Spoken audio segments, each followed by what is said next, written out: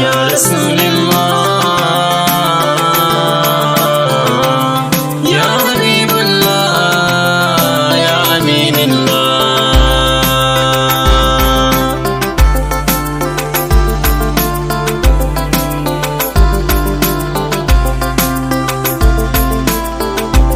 Ya Rasulullah, farin gani sannan annabi sirrin rayuwa.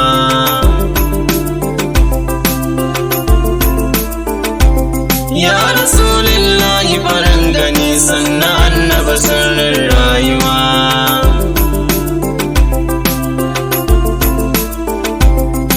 Ya wanda ba shi da gare shi ba uba kuma ma balle uwa.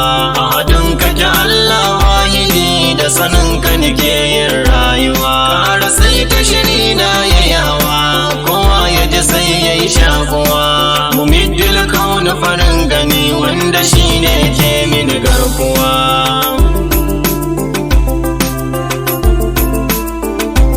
Assalamu alaika farin cikin kauna gatan Allah mai gida.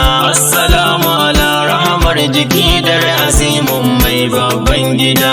Assalamu ala farkon faɗi bayyanar Allah ba gargada. Kai ka zo da abin da hankula sun ka kasa su yau ganuwa.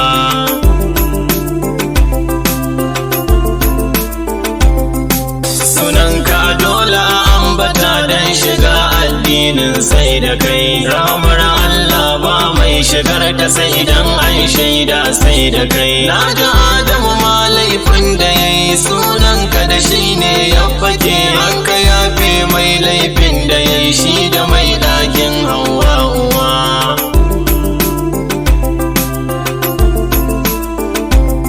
Samun ka hakika arziki ne ga wanda ya bi ka na tabbata. Ramar ka tana da yawa ta kowanne fanni na ji matabbata. Kayi wa mutum kayi wa dabba, abi ka kawai ne matsayarta. Mun hau jirgi wanda za ya kai mu can gidanka mu sha ruwa.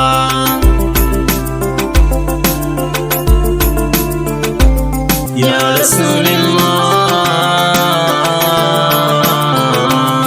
ya Habibullah, ya Aminullah.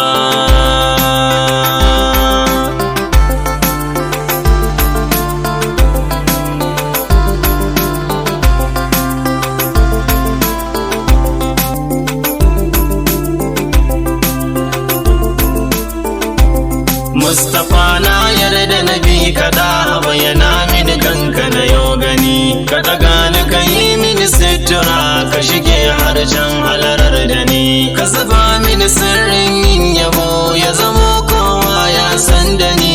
Da gani na sai a tuna da kai kai yi min dan azzara uwa.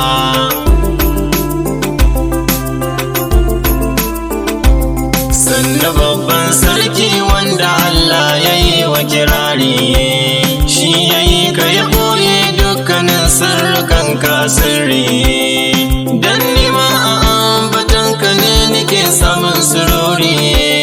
Ni fa burina ka kira na har Madina can gabanka na sha ruwa.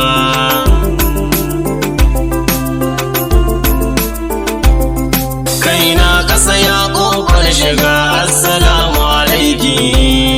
Usman a tabin kibara nike umma na gaishe ki. Ni bukata ta ya sayyada da na mini kaunar ki. Sannan ki zuba mini baiwar yaban ki zuci ta daina damuwa.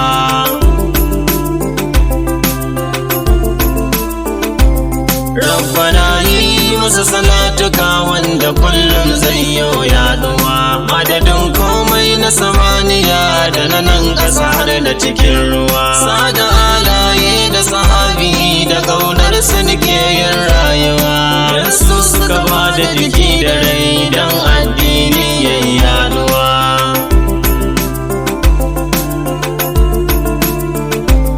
Ya Rasulullah, farin gani sannan annabi sirrin rayuwa.